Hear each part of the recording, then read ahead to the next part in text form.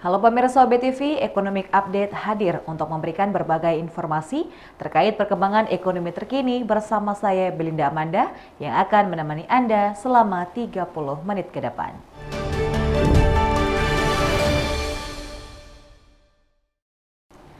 Rangkuman berita yang pertama, pemirsa, Presiden RI Joko Widodo tegas meminta penambahan persentase saham milik Indonesia pada PT Freeport. Selanjutnya, PT Kereta Api Cepat Indonesia China atau KCIC akan menggratiskan kereta cepat Jakarta-Bandung untuk masyarakat selama 3 bulan. Pertemuan pejabat tinggi perdagangan Amerika Serikat dan Tiongkok di pertemuan APEC menjadi sinyal positif hubungan kedua negara.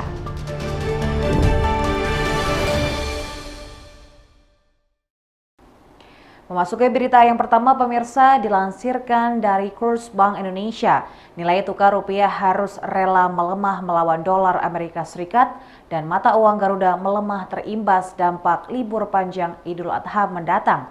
Kebijakan Bank Indonesia menahan suku bunga serta stance kebijakan Bank Sentral as the Federal Reserve yang masih hawkish. Berikut catatan sepekan di minggu kedua di bulan Juni. Pada 19 Juni 2023, kurs jual senilai Rp15.019 dan nilai tukar mata uang senilai Rp14.870. Pada 20 Juni, kurs jual senilai Rp15.068 dan nilai tukar mata uang senilai Rp14.919. Pada 21 Juni, kurs jual senilai Rp14.942 dan nilai tukar mata uang senilai Rp14.964. Pada 22 Juni, kurs jual senilai Rp15.115 dan nilai tukar mata uang senilai Rp14.907. Pada 23 Juni, kurs jual senilai Rp14.992 dan nilai tukar mata uang senilai Rp14.843.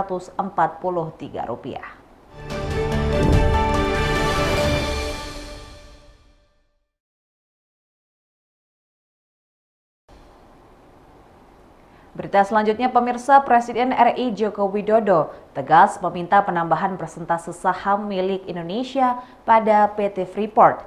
Hal ini disampaikan Kepala Negara yang berkunjung dan meresmikan pembangunan PT Smelter Freeport di Gresik, Jawa Timur.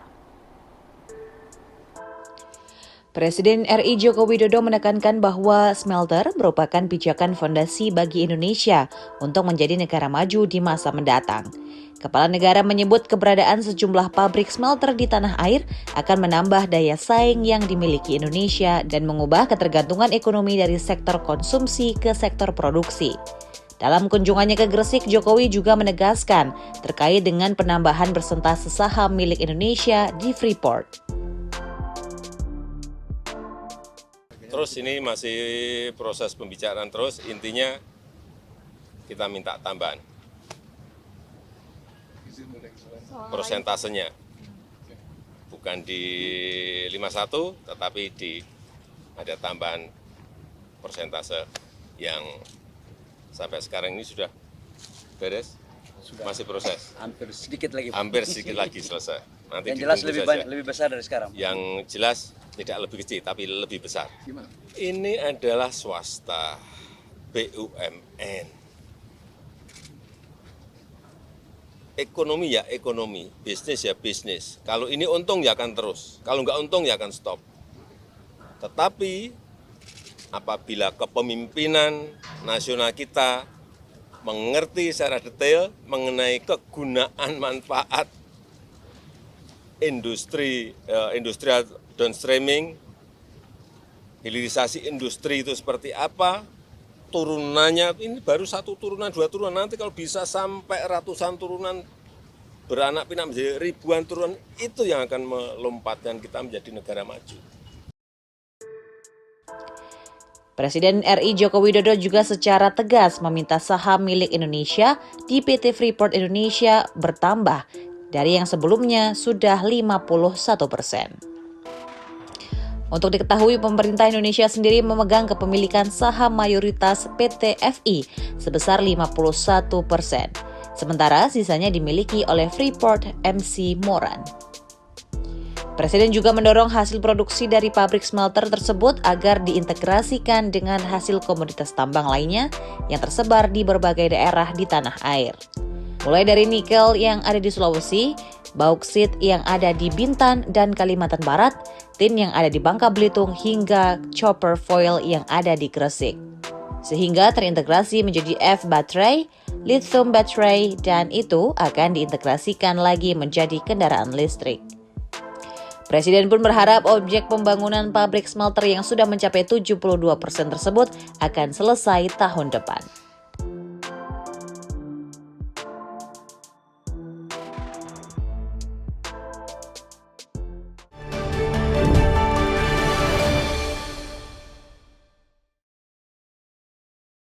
Cari wawasan perkembangan ekonomi dan bisnis terkini.